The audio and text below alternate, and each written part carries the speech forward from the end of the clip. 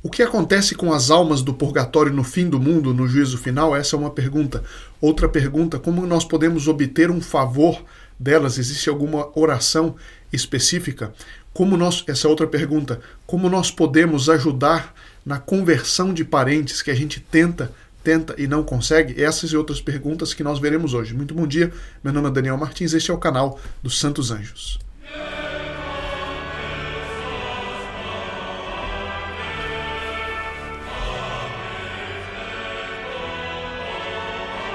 Salve Maria, muito bom dia a todos que nos acompanham, bem-vindos também os que estão chegando agora. Para aqueles que ainda não colocaram, podem colocar aqui embaixo no link na descrição do vídeo as intenções para a missa da próxima semana.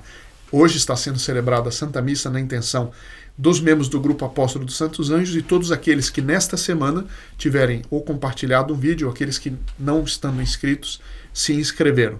Bom, nós vamos para as nossas perguntas, os comentários desta semana, e são muitos, né? Graças a Deus é um feliz problema, ou seja, são muitos e nós temos um tempo limitado, mas vamos aqui para alguns que são dúvidas de muitos.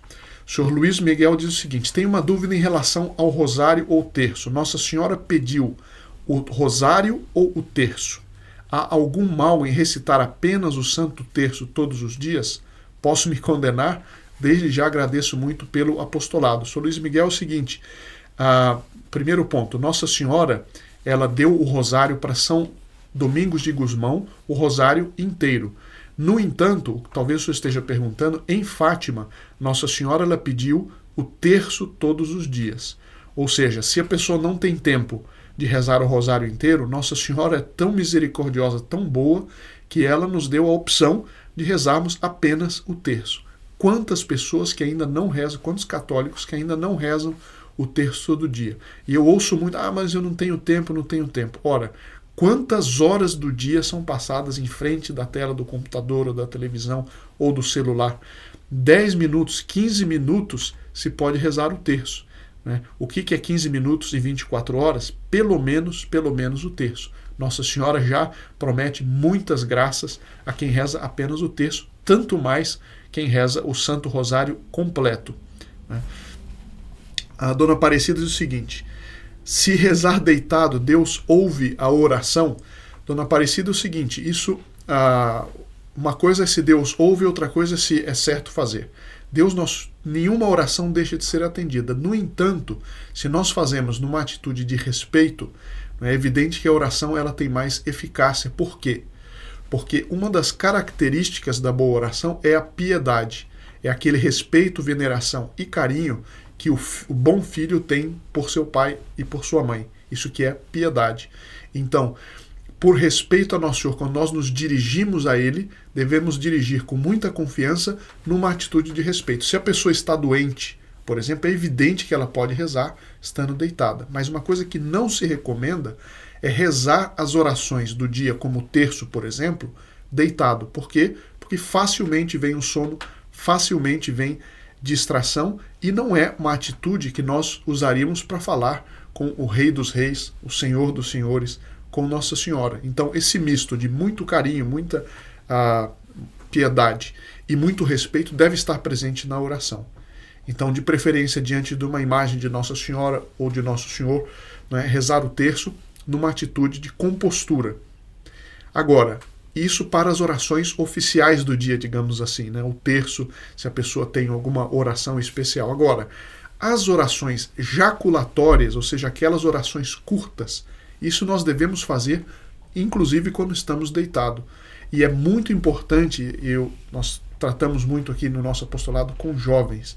A gente sempre diz, olha, sempre reze jaculatórias a Nossa Senhora, orações curtas, minha mãe ajudai-me, afastai-me dessa tentação. É obrigação nossa rezar, sobretudo porque boa parte das tentações vem quando a gente coloca a cabeça no travesseiro. Mesmo as pessoas que têm uma vida muito ativa, quando a gente põe a cabeça no travesseiro, a memória do que a gente viu, ouviu, sentiu, passa rapidamente pela cabeça com muita frequência as tentações, e é um momento, por assim dizer, de fraqueza, em que a guarda está baixa e o demônio aproveita para tentar, sobretudo jovens, nesse momento. Então, quando nós deitamos, devemos rezar O que não se aconselha é que as orações do dia oficiais, o terço, por exemplo, seja feito deitado. Bom, Dona Maria do Carmo, durante a graduação na faculdade a gente percebe como as pessoas são fracas na fé. Os professores mais do que os alunos até. Se eu não tivesse firme, cairia no vazio. Deus seja louvado pela presença dele na minha vida, sei em quem acreditei. Dona Maria do Carmo, a senhora tem toda a razão. Muita gente perde a fé na faculdade, quando não já no colégio. Porque, como nós comentamos em outro vídeo, existe um sistema, desde sobretudo da época do Iluminismo, que influenciou a educação europeia, que por sua vez influenciou a educação no Brasil, né, que é um ataque contínuo à Santa Igreja. Um ataque contínuo. Para ter uma ideia de como isso é uma questão até histórica, no século XIX, no parlamento francês, houve uma grande guerra assim, não com armas, mas uma guerra ideológica para a educação católica. Uma das grandes bandeiras da Santa Igreja no século XIX, na França e em outros países, foi lutar pela educação religiosa. Por quê? Porque o Estado laico, a República Maçônica e Laica da França, queria proibir de todo jeito a educação religiosa. E introduzir, por exemplo, em matérias como história, introduzir um ataque sistemático e bem programado para tirar das crianças o maravilhamento com as coisas da fé. E no fundo dizer, tá vendo, a igreja é uma instituição podre por dentro. Tem coisas bonitas, etc., mas não vale nada. Então, usando fatos de erros humanos desse ou daquele papa, ou desse daquele bispo, para desacreditar a instituição divina que é a Santa Igreja Católica Apostólica Romana, e que vai ser a instituição divina até o fim dos tempos, por promessa divina. Para terem ideia, um grande amigo meu contou que quando ele estava estudando Direito na Universidade Católica de Brasília, né, alguns chamam de Universidade Caótica, porque em algumas matérias é mais ataque à Igreja Católica do que outra coisa, numa instituição que se diz católica. Né? Eu não quero aqui atacar a instituição enquanto tal, todos os professores, certamente tinha muitos professores bons, muitos alunos bons, mas muito ataque à Igreja Católica em muitas das matérias. E ele me contou que um dia chegou um professor de Direito e disse o seguinte, olha, Palestrina, que é um compositor musical, ele foi muito esperto, porque ele conseguiu introduzir no canto sacro a nota Ré, que era proibida pela Igreja sob pena de pecado mortal. Agora, qualquer um que sabe um pouquinho de música, sabe que a música medieval gregoriana, o gregoriano, quase todas as músicas têm a nota Ré. É uma coisa que é para lá de infantil. É uma tal má vontade. Esse meu amigo levantou a mão e respondeu ao professor, quer dizer, isso é um absurdo, é uma coisa que nem uma criança pode imaginar. Agora, contra a igreja vale tudo. E como os alunos estão ouvindo de um professor, de uma instituição respeitada, uma instituição católica, acham que aquilo é a verdade. Então, as pessoas têm aquele fantasma da igreja na cabeça e acabam perdendo a fé. Né? Isso é uma coisa tremenda e eu estou inteiramente de acordo com a senhora, mas vamos adiante. Dona Sirlene pergunta o seguinte, nas revelações famosas dos 3 dias de trevas, o isqueiro e o fósforo para acender a vela tem que ser bento? A resposta é sim, Dona Sirlene, não. Os 3 dias de trevas, o castigo divino, é, como o nome diz, um castigo divino. Existem profecias por onde Nosso Senhor ou Nossa Senhora revelam e prometem que as velas bentas acenderão durante os 3 dias de trevas, as únicas que darão luz. Mas as mesmas profecias dizem que as velas usadas por pessoas que vivem na iniquidade e que perseguem a igreja, por exemplo, mas que tenham um certo temor e que tenham a vela benta não acenderá em suas casas. Enquanto que na casa daqueles que procuram ser bons, pelo menos fazem um esforço para serem bons, que têm a devoção e têm a vela benta, ainda que eles não tenham fósforo, etc., a vela se acenderá. Então, é uma coisa toda ela sobrenatural e nunca ouvi falar de isqueiro, fósforo, nem nada disso que tenha que ser bento ou não. Outro tema. Eu tenho uma dúvida com relação ao batismo. O senhor Mário pergunta, uma pessoa que morre sem batismo e por algum desígnio de Deus ela for salva, essa alma só verá Deus face a face no fim dos tempos ou nunca verá Deus face a face? Senhor Mário, essa pergunta que o senhor faz, nós fizemos um vídeo, tá, aqui dentro do canal, sobre a questão do limbo. Eu sugiro que o senhor veja. Mas para dar uma resposta assim rápida, essa pergunta que o senhor faz é realmente muito complexa, porque ela lida com dois problemas. O primeiro problema são as crianças que morreram sem batismo. E aí entra toda a questão do limbo, e que eu direciono o senhor para esse vídeo que nós fizemos sobre o limbo. Agora, existe uma outra coisa, são adultos, ou seja, pessoas que já têm o uso da razão, que nunca conheceram a fé católica, nunca tiveram contato com o apostolado, com missionários, com nada, e que morrem, portanto, sem o batismo, sem conhecer a fé. O que acontece com essas pessoas? A igreja, os teólogos, enfim, a doutrina católica fala muito do que é chamado de batismo de desejo. O que é o batismo de desejo? Em poucas palavras, é o seguinte: é a pessoa que ela reconhece a lei natural, ou seja, Deus Nosso Senhor escreve na nossa alma, independente de nós termos uma instrução religiosa ou não, certas coisas que são da ordem natural. Então, não matar, ser honesto, etc. E a pessoa, se ela comete algo assim, ela sente um arrependimento por ter feito aquilo que ela, no fundo, sente que é bom, que é ruim, ela fez aquilo que é ruim, ela sente que não deveria ser daquele jeito, e ela se arrepende por amor àquilo como deve ser. Então, a pessoa morre sem ter recebido o batismo sacramental, sem ter conhecido a igreja. No entanto, ela recebe de Deus favor para reconhecer essa lei natural, a ordem posta por Deus na criação, amar essa ordem, rejeitar aquilo que vai contra essa ordem. E é algo semelhante à contrição perfeita. Quando a pessoa comete um pecado mortal, antes mesmo dela se confessar, ela pode se livrar, ela pode reatar a amizade com Deus por um ato de contrição perfeita. Ela se arrepende do que ela fez por amor a Deus, que é tão bom. Essa contrição perfeita apaga o pecado mortal. Entretanto, a pessoa não pode comungar, porque assim a igreja manda, ela tem que passar pela confissão sacramental para poder receber o sacramento da Eucaristia. Mas ela pode reatar a amizade dela com Deus por um ato de contrição perfeita. O batismo de desejo é algo semelhante que acontece com uma pessoa que não conhece a igreja, que não recebeu o batismo. E esse ato de contrição que ela tem, né, que é limitado aos conhecimentos que ela tem, evidentemente, mas que ela de bom coração aceita, isso é chamado pela igreja, eu estou simplificando muito, mas é chamado de batismo de desejo. Não é um sacramento, mas tem o efeito do sacramento, né, em matéria de salvação. E é o que a Santa Igreja chama, portanto, batismo de desejo. Outro assunto. Gostaria de perguntar se na volta de Jesus para o julgamento final, as almas que ainda estiverem no purgatório serão todas liberadas para o céu? A resposta é muito simples. Sim, porque o purgatório ele só existirá até o momento do juízo final. Quando houver o juízo final, haverá a ressurreição dos corpos. As almas que estiverem no purgatório, ou no céu ou no inferno, virão para o julgamento final. O destino eterno da pessoa é selado na hora da morte, mas ali depois do juízo final acaba a história da humanidade aqui na Terra. A Terra será transformada, será glorificada, né? E quem vai para o inferno vai de corpo e alma, quem está salvo vai de corpo e alma para o céu, e não existe mais o purgatório, certo?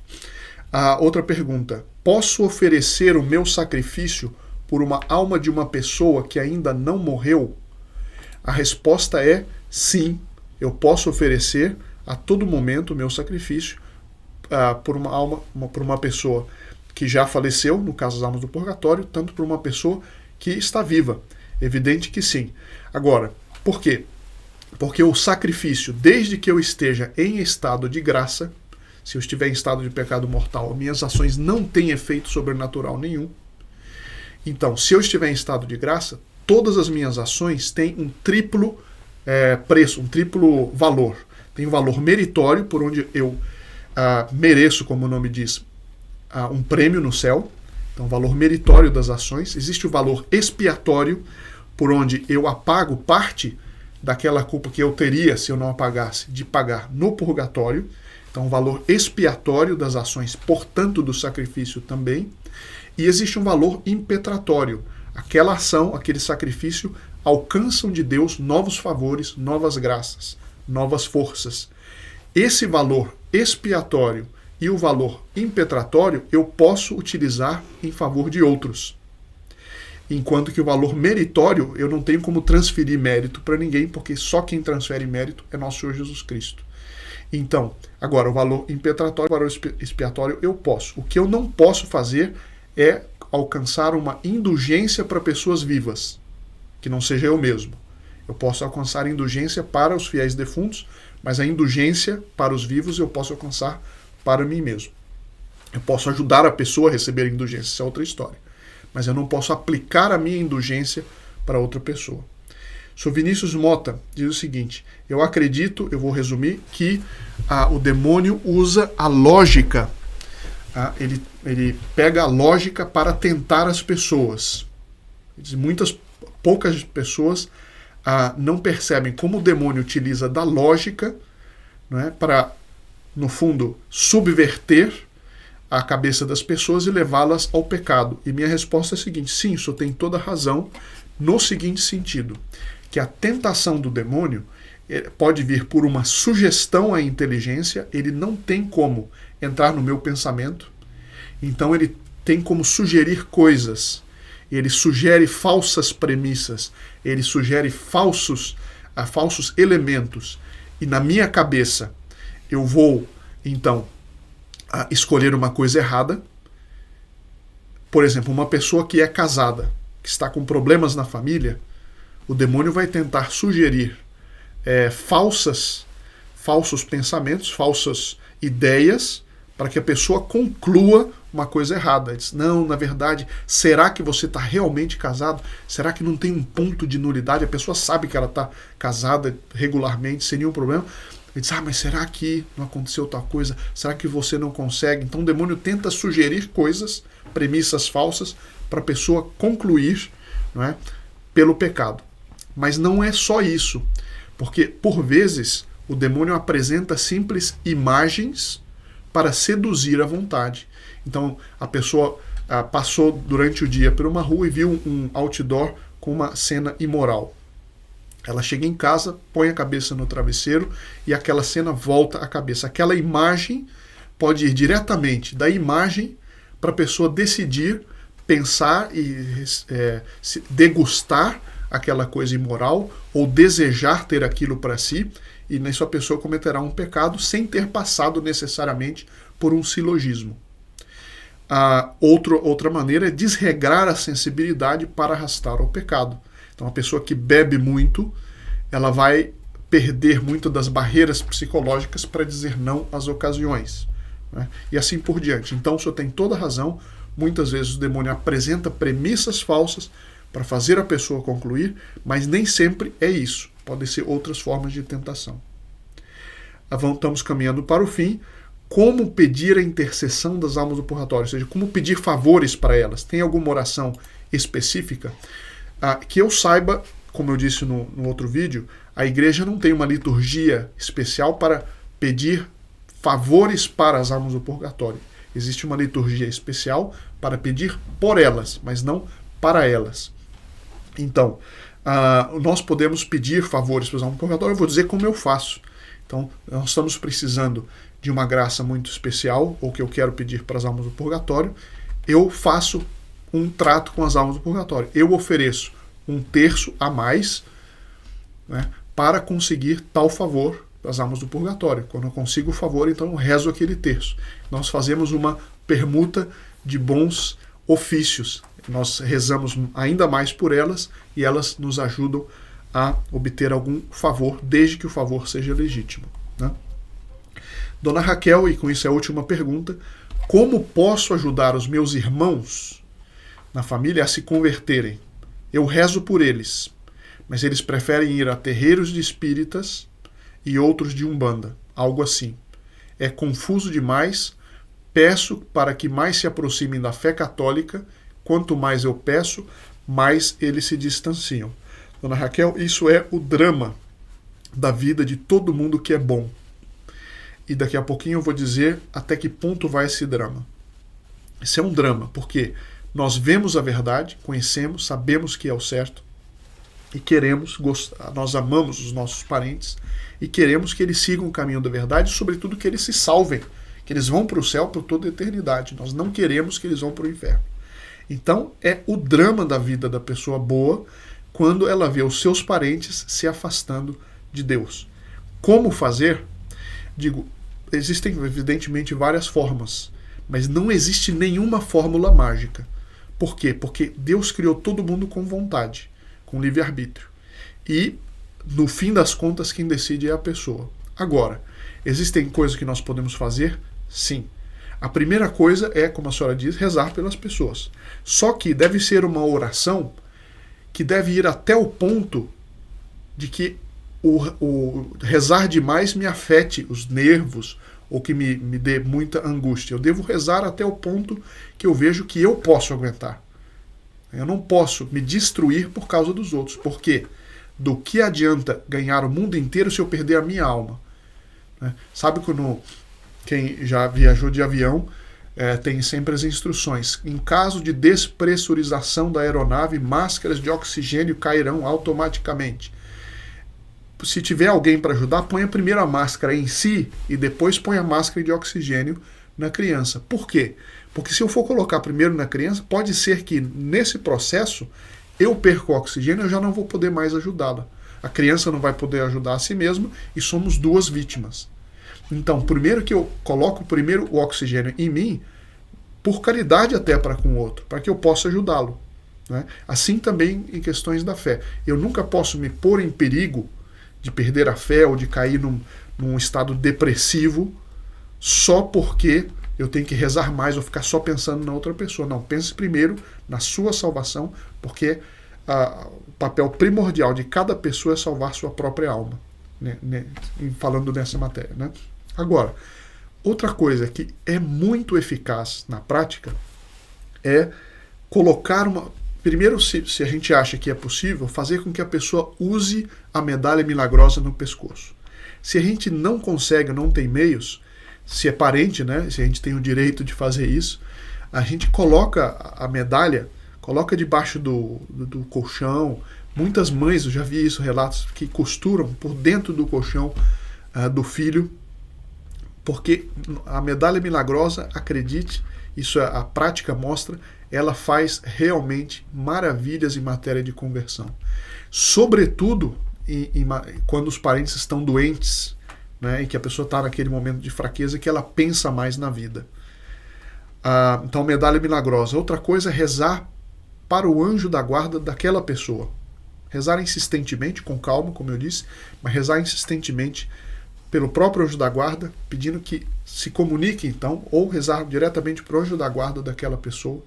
Né? Isso, diante de Deus, pode dar mais permissão ao anjo da guarda da pessoa para agir sobre ela, do que se nós não rezássemos. Agora, talvez o mais importante é que nós permaneçamos coerentes na fé. Se nós tivermos uma vida que nas linhas gerais seja um bom exemplo, se as pessoas olham para nós e veem que nas linhas gerais nós somos coerentes na fé, nós nos tornamos um ponto de referência mesmo para aqueles parentes que não se convertem. Na hora H, lá na frente, né, o tempo nessa matéria, o tempo é nosso melhor aliado, como diz o ditado.